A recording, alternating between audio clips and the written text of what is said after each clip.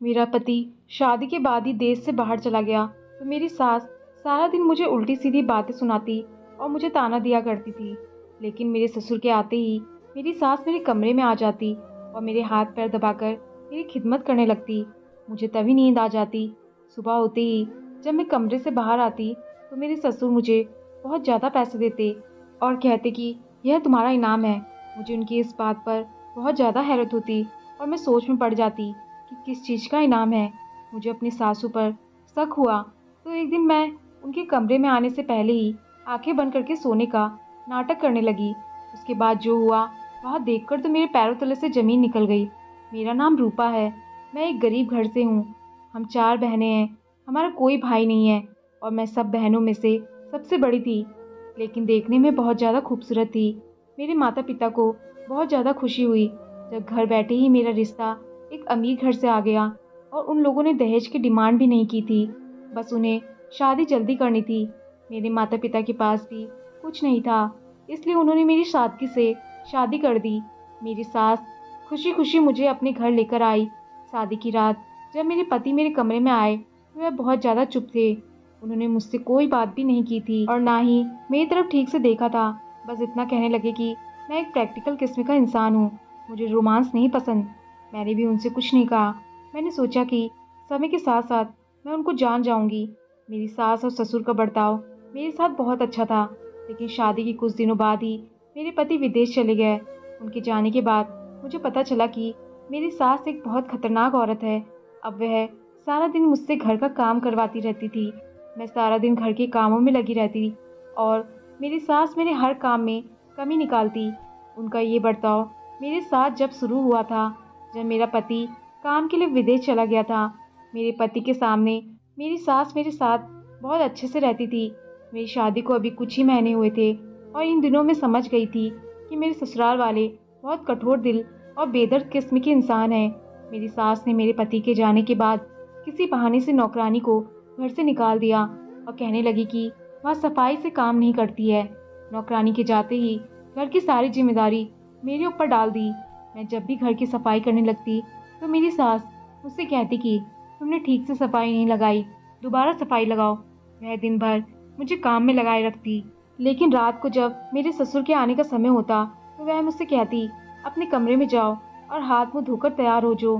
मैं अपने कमरे में चली जाती और तैयार हो जाती और नया जोड़ा पहन लेती। मेरे ससुर के घर आते ही मेरी सास का बर्ताव मेरे साथ बिल्कुल बदल जाता था। वह मुझसे कहती कि मैं तुम्हारे लिए खाना लेकर आती हूँ।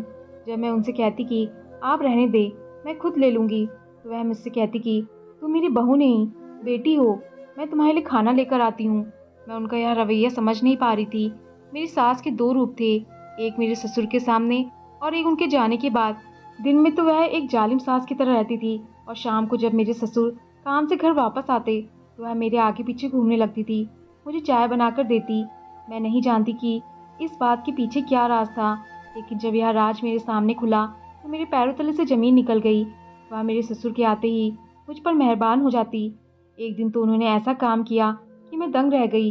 रात को वह मेरे कमरे में आ गई और मुझसे कहने लगी तुम बहुत थक जाती हो, सारा दिन काम में लगी रहती हो, लाओ मैं तुम्हारे पैर दबा दूँ। यह सुनकर तो मैं हैरान परेशान हो गई। मैं अपनी सास को हैरत से देखने लगी। मैंने कहा नहीं, आप यहाँ क्या कर रही हैं? मुझे कुछ नहीं हुआ है, मैं बिल्कुल ठीक हूँ, मैं आपसे अपने पैर नहीं दबा सकती। लेकिन उन्होंने मेरी कोई बात नहीं सुनी और मेरे पैर दबाने लगी। मुझे उनकी इस बात से बहुत शर्म महसूस हो रही थी। फिर वह तेल लेकर आ गई और मेरे पैरों पर लगाने लगी। मुझे यह बहुत बुरा लग रहा था। मैंने उन्हें बहुत बार मना किया कि आप मेरी सास हैं, मैं आपसे मालिश नहीं करवा सकती, लेकिन वह ज़बरदस्ती मेरे पैर पकड़कर उस पर तेल लगाने लगी। वह इतनी अच्छी मालिश करती थी कि कुछ ही देर में मेरी सारी थकान उतर जाती और गहरी नींद में सो जाती थी। मैं सारी रात सोती रहती। सुबह जब मेरी आँख खुली तो मैं बहुत थकान महसूस कर रही थी। मेरा पूरा बदन दर्द कर रहा था और ऐसा महसूस हो रहा था कि मैं सारी रात बहुत मेहनत का काम किया हो, जबकि तेल की मालिश के बाद तो सुकून मिलना चाहिए। लेकिन मेरे साथ अजीब ही हो रहा था। जब मैं कमरे से बाहर आई तो मेरे ससुर मुझे देखकर मुस्कुराने लगे। मुझे उनको देखकर बहुत हैरत हुई। मैं सोचने लगी पता नहीं यहाँ क्यों मुस्कुरा रहे हैं। फिर जो सवाल उन्होंने मुझे किया यह तो सुनकर मैं तो दंग रह गई। मुझसे कहने लगे कि तुम्हें रात को नींद अच्छे से आई थी। मुझे उनका यह सवाल बहुत अजीब लग रहा था, क्योंकि मैं तो कभी किसी से भी नींद की खराबी की कोई शिकायत ही नहीं की थी। लेकिन मैंने आहिस्ता से उनकी बात का जवाब दिया और कहा कि जी मैं आराम से सो गई थी। यहाँ एक और अजीबोगरीब बात आज मैंने देखी थी कि मेरी सास कभी मेरे ससुर के कमरे में नहीं सोई थी, हमेशा अपने अलग कमरे में सोई थी। अपने ससुर के पास तक बैठे हुए नहीं देखा था, उन्हें कभी एक दूसरे से बात करते भी नहीं देखा था।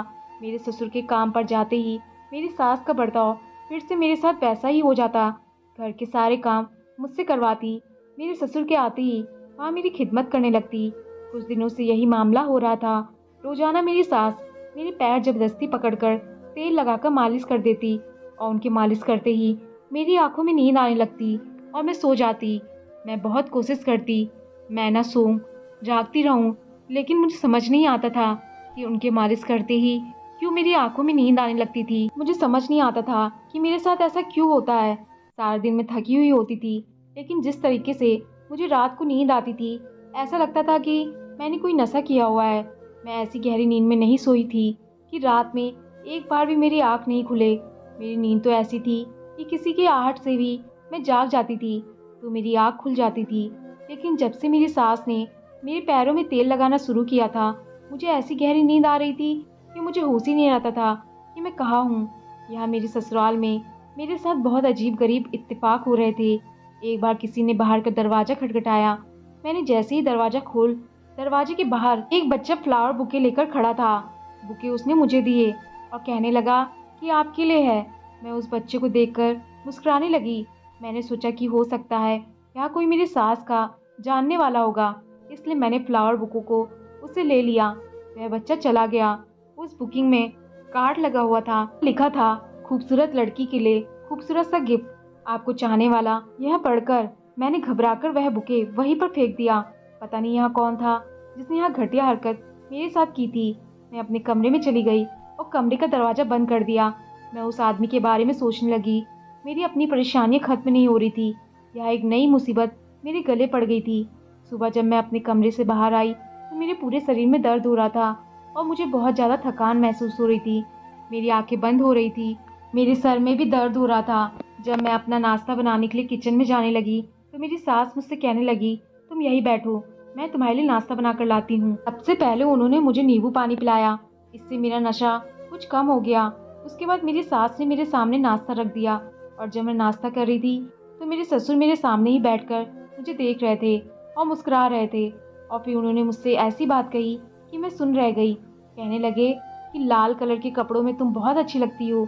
यह सुनकर मुझे बहुत बड़ा झटका लगा, क्योंकि लाल कलर का सूट तो मैंने रात में पहना था और वह मेरा नाइट सूट था, जो कि मैं अपने कमरे में जाने के बाद ही पहनती थी और फिर मैं बाहर नहीं आती थी।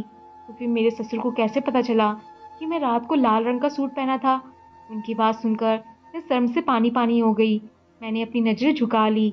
अब तो मुझे शक होने लगा था, रात को मेरे साथ होता क्या है। अभी तक मैं यही सोच रही थी कि मैं रात को इतनी गहरी नींद में कैसे सो जाती हूँ और मेरे ससुर को कैसे पता चल जाता है कि मैं रात में किस कलर का सूट पहना है। मैं इसी बात में उलझी हुई थी कि साथ एक और अजीबोगरीब हरकत हुई जिसने मेरे होश उड़ा दिए। मैं किचन में बर्तन धो रही थी कि मुझे महसूस हुआ कि मुझे कोई देख रहा है। मैं किचन में इधर उधर देखा तो वहाँ पर कोई भी नहीं था, लेकिन मुझे ऐसा महसूस हो रहा था कि जरूर मुझे कोई छुपकर देख रहा है। मैं परेशान हो गई, पता नहीं कौन है जो मुझे देख रहा है और कहाँ से देख रहा है। हमारा किचन घर के आंगन में ही था और हमारे घर के आसपास भी बहुत सारे घर थे। हमारे घर के सामने वाले घर से हमारा किचन साफ नजर आता था। औरत की फितरत होती है कि वह अपने ऊपर उठने वाली नज़र को ढूंढ ही लेती है। मैं किचन से बाहर आई, मैंने आसपास के घरों में देखा, फिर मैं सामने वाले घर की तरफ देखा तो वहाँ पर एक खिड़की खुली हुई थी। वहाँ से मुझे कोई दूरबीन से देख रहा था, क्योंकि वह दूरबीन मैंने अपनी आंखों से देखी थी। जैसे ही मेरी नज़र उस पर पड़ी तो वह वहाँ से हट गया और खिड़की का पर्दा डाल दिया। वह जो कोई भी था मुझे ही देख रहा था और जब मेरी नज़र उस पर पड़ी तो वह मुझे देखकर वहाँ से फौरन चला गया। एक तरफ तो मैं अपने ससुर की बातों से और सास की हरकतों से परेशान थी और दूसरी तरफ पता नहीं यह कौन अनजान आदमी था जो मुझे छुपकर देख रहा था। पता नहीं मुझसे क्या चाहता था। कुछ दिनों बाद किसी ने मेरे घर के आंगन में एक कागज का टुकड़ा फेंका और वह उस समय फेंका था जब मैं किचन से बाहर आ रही थी। मुझे वह कागज का टुकड़ा नजर आया तो पहले तो मैंने उसे नज़रअंदाज कर दिया, लेकिन फिर मैंने सोचा कि कहीं मेरी सास की नज़र इस पर न पड़ जाए। अगर उन्होंने यहाँ उठा लिया तो वहाँ मुझे तो गलत समझेंगे, वह तो मुझ पर ही शक करेंगे। इसलिए मैंने वह कागज़ उठा लिया और अपने कमरे में आ गई। मेरा दिल बहुत ज़ोर ज़ोर से धड़क रहा था। पहले मैंने सोचा कि उस कागज़ को फाड़ कर फेंक देती हूँ, लेकिन फिर ख्याल आया कि एक बार पढ़कर देखती हूँ आखिर इसमें क्या लिखा है। मैंने वहाँ खोलकर पढ़ना ही शुरू किया था, इतने में कोई मेरा दरवाज़ा खटखटाने लगा। मैं एकदम उछल गई। मुझे पता था कि मेरी सास ही होगी। मैं जल्दी से उस लेटर को अपनी अलमारी में कपड़ों के अंदर छुपा दिया और अपने चेहरे से पसीना साफ किया। फिर दरवाज़ा खोला। जैसे ही मैंने दरवाज़ा खोला तो मेरी सास मुझे शक भरी नज़रों से देखने लगी। मुझसे पूछने लगी कि मैंने अपना दरवाज़ा बंद क्यों किया था। पहले से ही उस लेटर की वजह से घबराई हुई थी और अभी मेरी सास के सवाल मैंने अपने आप को संभालते हुए उनसे कहा कि मैं वॉशरूम में थी, इसलिए मैंने दरवाज़ा अंदर से बंद कर दिया था। लेकिन मेरी सास को मेरी बात पर यकीन नहीं आया और वह मुझसे पूछने लगी कि तुम इतनी घबराई हुई क्यों हो, क्या हुआ है तुम्हें। मैंने उनसे कहा कि ऐसी कोई बात नहीं है, मैं ठीक हूँ। फिर वह मुझसे कहने लगी कि चलो लेट जाओ, तुम सुबह से काम करके थक गई होगी, मैं तुम्हारे पैरों की मालिश कर देती हूँ। मैंने उनसे कहा कि आप क्यों रोज़ रोज़ मेरे पैरों की मालिश करने आ जाती हैं, मुझे अच्छा नहीं लगता आपसे अपने पैरों की मालिश करवाना। लेकिन वह मेरी कोई बात सुनने को तैयार ही नहीं होती।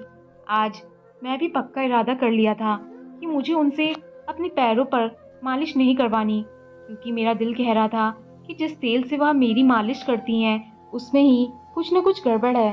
जैसे ही वे तेल लगाने के लिए आगे आई, मैंने अपने पैर पीछे कर लिए। मुझे अंदाजा नहीं था कि वह मेरी इस हरकत पर मुझे इतना गुस्सा करेंगी। वह कहने लगी कि अगर तुमने मेरी कोई बात टाली तो तुम देखना मैं तुम्हारे साथ क्या करती हूँ।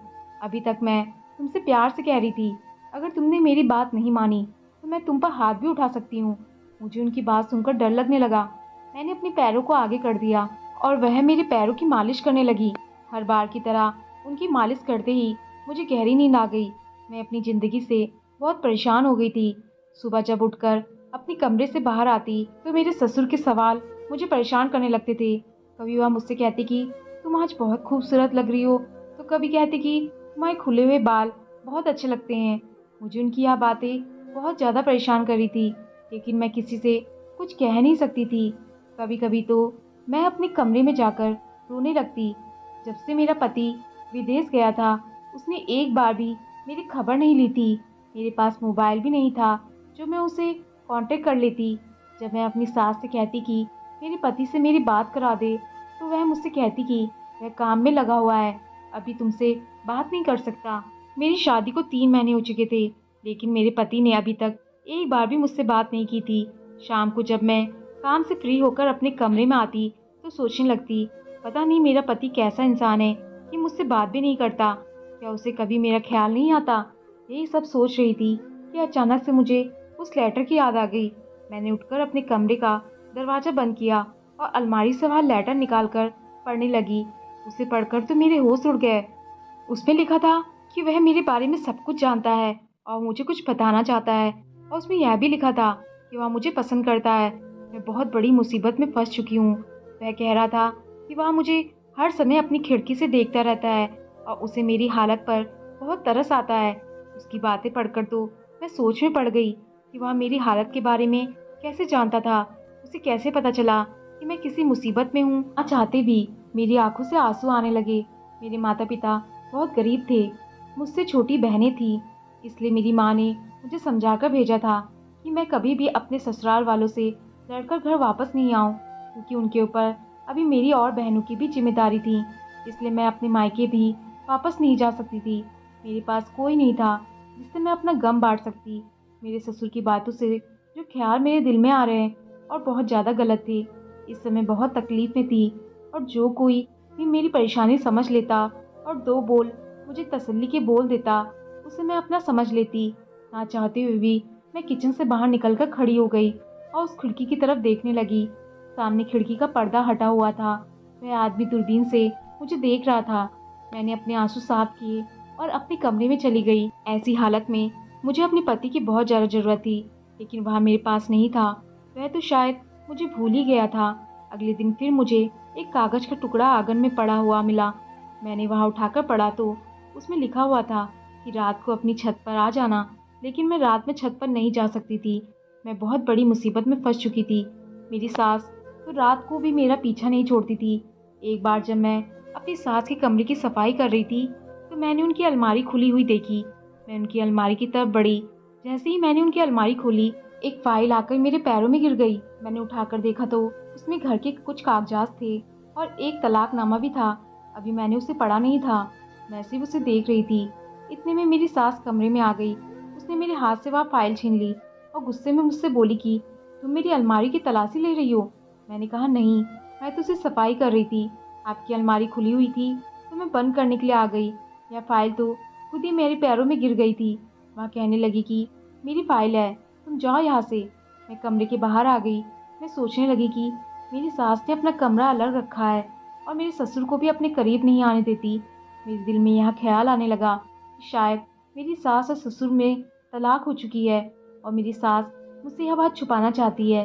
लेकिन अगर ऐसा होता तो वह इस घर में कैसे रह सकती थी।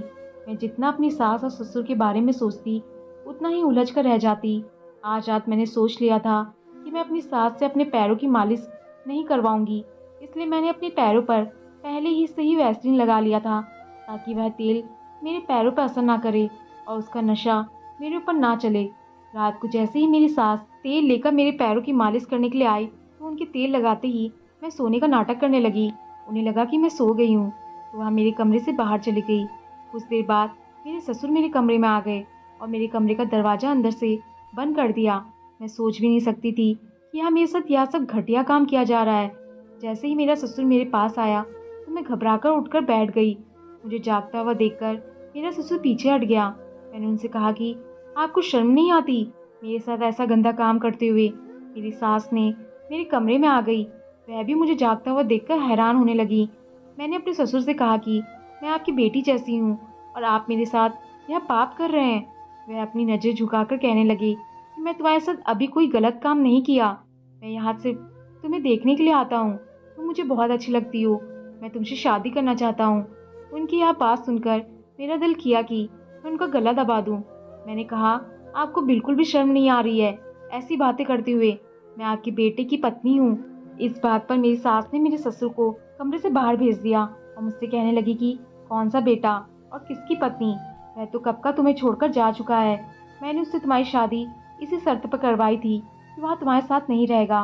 वह तो बाहर विदेश में ही शादी कर चुका था। लेकिन मुझे अपने घर में एक मुफ्त की नौकरानी चाहिए थी, इसलिए मैंने ऐसा घर ढूंढा कि घर वाले अपनी बेटी को ससुराल वालों की हर तकलीफ सहने का मशवरा देते हो। तुम्हारे माता पिता भी ऐसे ही थे, इसलिए मैंने अपनी बेटी की शादी तुमसे करवा दी। और जब वह वापस जाने लगा तो तुम्हारे लिए वह डिवोर्स छोड़कर गया था। और यह बात मैंने तुम्हें इसलिए नहीं बताई थी क्योंकि मैं तुम्हारे बारे में कुछ और सोच चुकी थी। अब मेरा पति तुम्हारा ससुर नहीं है। मैं शादी अपने पति से करवा दूंगी। मेरे पति की दिमागी हालत ठीक नहीं है। वह जो चाहता है वही करता है। सारी जिंदगी उसने मुझे मारा पीटा और अब तुम उसे पसंद आ गई हो। मैं तुम्हारी शादी उससे करवा दूंगी और अपनी ज़िंदगी सुकून से गुजारूंगी। ज़िंदगी भर जो तकलीफ उसने मुझे दी है, अब वह तुम सहोगी और तुम्हारे पास और कोई रास्ता नहीं है। यह कहकर मेरी सास मेरे कमरे से चली गई। मेरा पति मुझे तलाक दे चुका था और मुझे इस बात की कानो कान खबर भी नहीं थी। अब मैं इस घर में कैसे रह सकती थी? मैं किसी भी सूरत में इस घर में नहीं रहूंगी। मुझे सारी ज़िंदगी की गुलामी और तकलीफ बर्दाश्त नहीं करनी। मैंने अपना सामान उठाया और कमरे से बाहर निकलने लगी। जैसे ही मैंने दरवाज़ा खोलने की कोशिश की तो दरवाज़ा बाहर से लॉक था। मैंने दरवाज़ा खटखटाया तो मेरी सास कहने लगी कि जब तक मैं तुम्हारी शादी अपने पति से नहीं करवा देती, तुम इस कमरे में ही बंद रहोगी। यह सुनकर मेरे पैर तले से ज़मीन निकल गई थी। मैं ऐसा किसी भी हाल में नहीं कर सकती थी। मैंने अपनी सास से मना कर दिया। मैंने कहा कि दरवाज़ा खोलो, मुझे यहाँ से जाने दो। मेरी सास ने कहा कि तुम्हें हर हाल में मेरे पति से शादी करनी पड़ेगी, वरना मैं तुम्हें इसी कमरे में भूखी प्यासी रखूंगी। मैं अपनी सास से बहुत मिन्नत की, लेकिन उन्होंने मेरी कोई बात नहीं सुनी। मैं रात भर अपने कमरे में रोती रही। अचानक मेरे दिमाग में उस आदमी का ख्याल आया जो हमारे घर के सामने से अपनी खिड़की से मुझे देखता था। मैं अपने कमरे की खिड़की खोलकर वहाँ खड़ी हो गई। मैंने देखा कि सामने की खिड़की भी खुली हुई थी और कमरे की रोशनी भी है। मुझे उम्मीद की किरण नजर आई। मैंने सोचा कि हो सकता है यह आदमी ही मेरी मदद करे। मैंने उस आदमी के सामने अपने हाथ जोड़ उसे इशारे से कहा, मेरी जान बचा लो। मेरे पास बस यही एक चारा था। कुछ देर बाद ही मेरे कमरे का दरवाज़ा खुला और बाहर पुलिस मौजूद थी। वह आदमी मेरी बात समझ गया था। मैंने पुलिस को सब कुछ बता दिया। पुलिस मेरे सास ससुर को पकड़कर ले गई। मैं अपने मायके में वापस आ गई। कुछ दिनों बाद ही उस आदमी ने मुझसे शादी कर ली जिसने मेरी मदद की थी। अब मैं इसके साथ ही खुशहाल ज़िंदगी गुजार रही हूँ। दोस्तों, आपको कहानी पसंद आई हो तो लाइक शेयर और कमेंट ज़रूर करें और चैनल पर नए आए हैं तो चैनल को सब्सक्राइब करना ना भूलें। धन्यवाद।